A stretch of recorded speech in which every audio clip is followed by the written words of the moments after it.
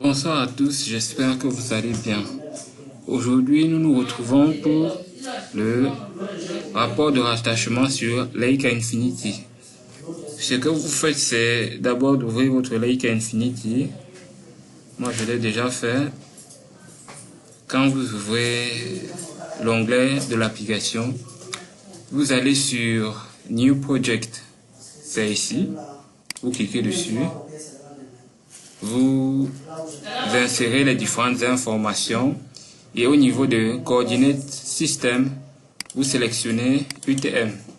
Quand vous sélectionnez UTM, vous allez voir le paramétrage que nous avons effectué au niveau de l'ellipsoïde qui est le GS 1980, l'ellipsoïde du Cameroun, la projection UTM 32 Nord, le type de projection Universal Transverse Mercator et le modèle de géoïde qui est EGM 2008. Quand c'est fait, vous insérez le nom du projet. Nous, on va prendre un nom au hasard, disons DDD. Project Owner, on peut prendre Delta.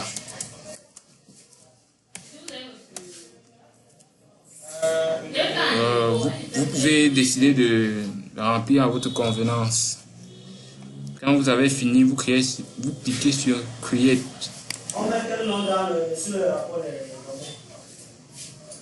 Une fois sur Create, vous allez sur la partie Inspector et vous cliquez dessus.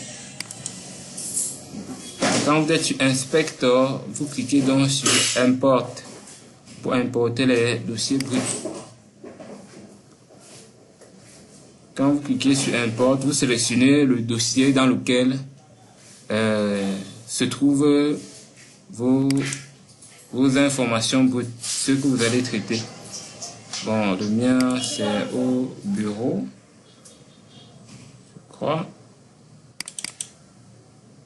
C'est DDD.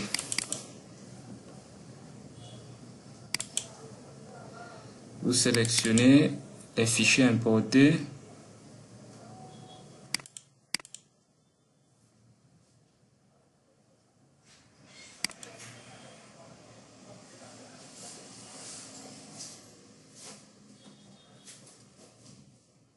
Vous faites cela pour tous les éléments que vous voudrez importer.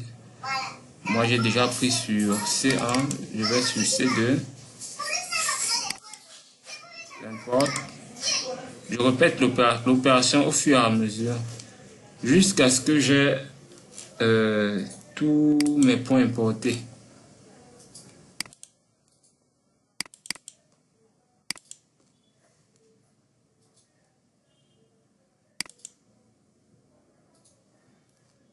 Une fois que cela est fait, nous sélectionnons GNSS. Quand cela est fait, vous voyez donc les différents éléments que nous avons eu à prendre sur le terrain. Et si vous remarquez, nous avons la KBI 96, celle qui est la borne qui a été observée la plus longuement sur le temps. Donc on a une durée de 1h39. C'est elle qui couvre toutes les autres bornes. On va la prendre comme base. Donc on fait un clic droit et ensuite on sélectionne référence. Quand nous avons sélectionné référence, nous refaisons encore un clic droit et nous sélectionnons Assign Control Point. Quand nous avons fait cela, nous sélectionnons donc le reste des points comme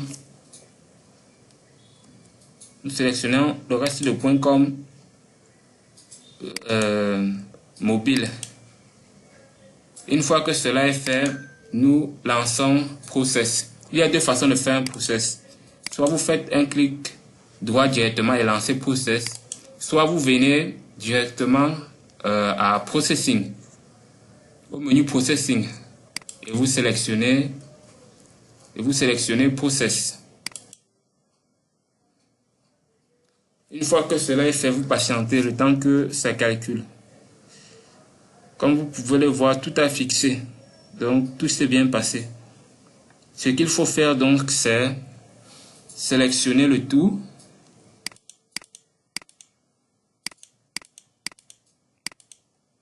Et sauvegarder. Une fois que tout a été, vous patientez, une fois que tout a été sauvegardé, vous venez sur Result et vous cliquez sur cette icône-ci là qui affiche la date, l'heure. C'est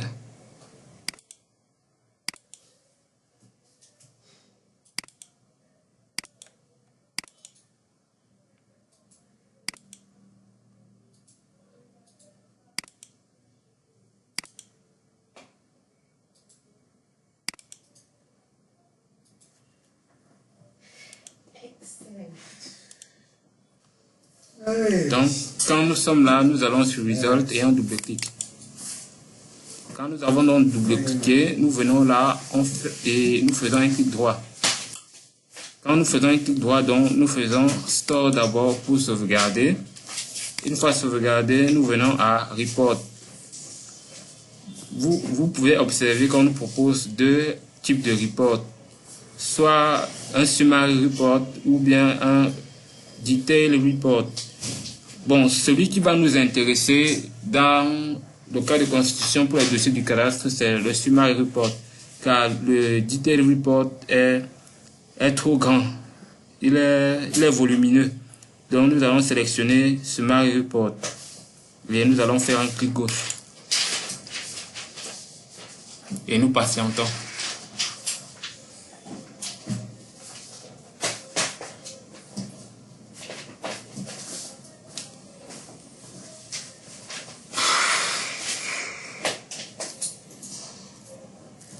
Comme vous pouvez le constater, une page vient de s'ouvrir. C'est le Summary Report avec les données.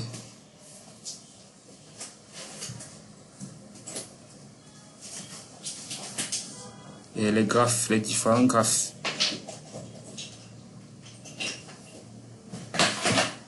Donc vous observez. Je crois que tout est là. Une fois que cela est fait, pour sauvegarder ce rapport, nous allons sur Print.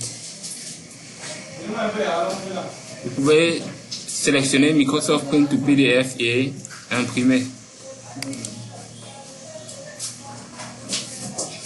Une fois que cela est fait, vous choisissez un dossier dans lequel vous allez pouvoir travailler. Nous, on va sélectionner le dossier DDD parce que c'est lui qui contient nos éléments bruts que nous utilisons pour travailler. Donc nous allons appeler ça Summary Report.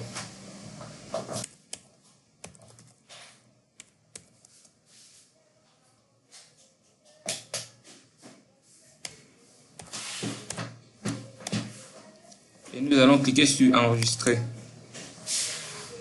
Une fois que cela est fait, nous pouvons donc décider de fermer.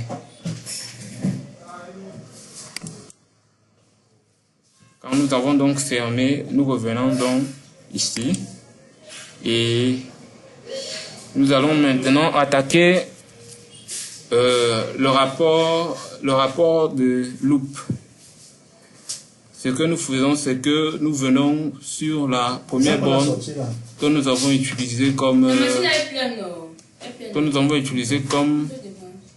base, c'est-à-dire le point de contrôle. Nous faisons un clic droit et on la désélectionne.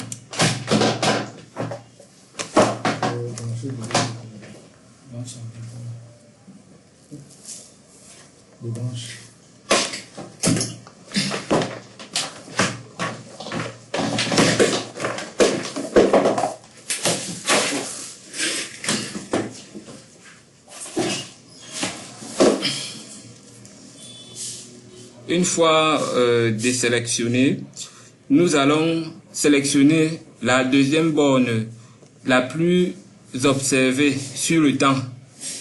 Elle va nous servir donc de nouvelle base et de point de contrôle.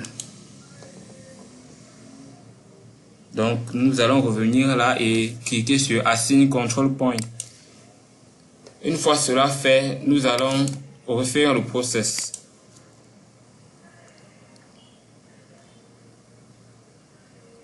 Une fois le process fait, nous allons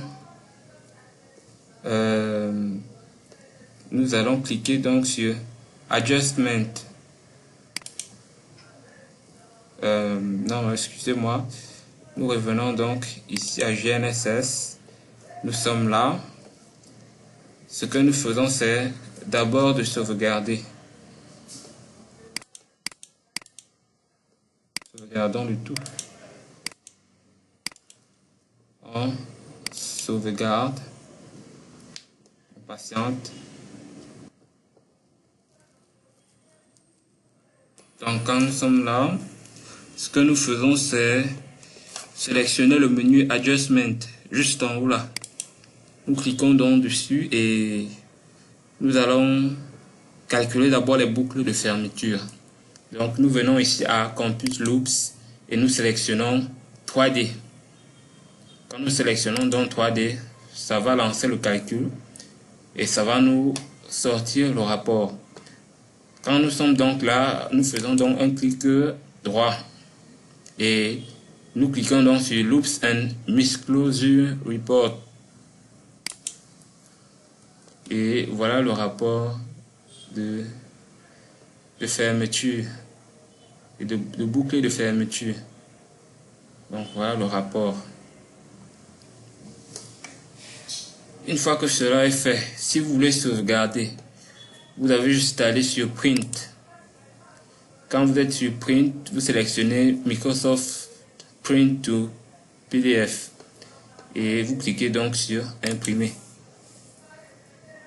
Et donc, quand vous êtes là, vous pouvez nommer le fichier comme vous voulez. Nous, on va le nommer Loops.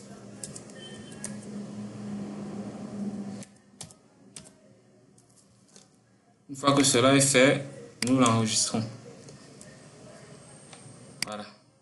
Donc, c'est tout pour Loops and Misclosure. Nous allons ensuite passer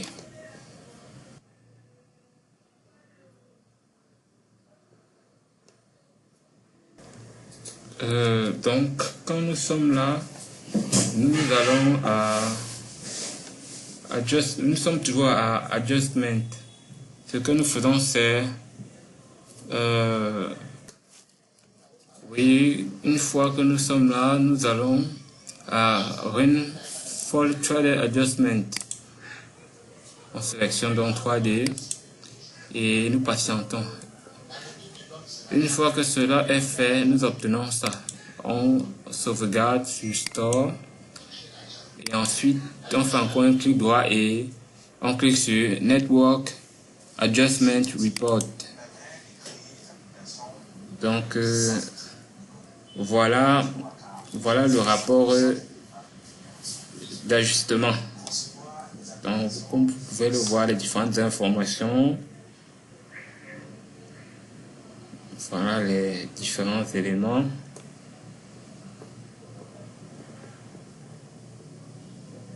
Vous pouvez l'observer, voilà les différents éléments qui composent notre rapport. Et de même que les deux rapports précédents, nous venons juste sur Print pour sauvegarder. On sélectionne Microsoft Print to PDF et on clique sur Imprimer. Une fois sur Imprimer, on peut nommer notre fichier Ajustement.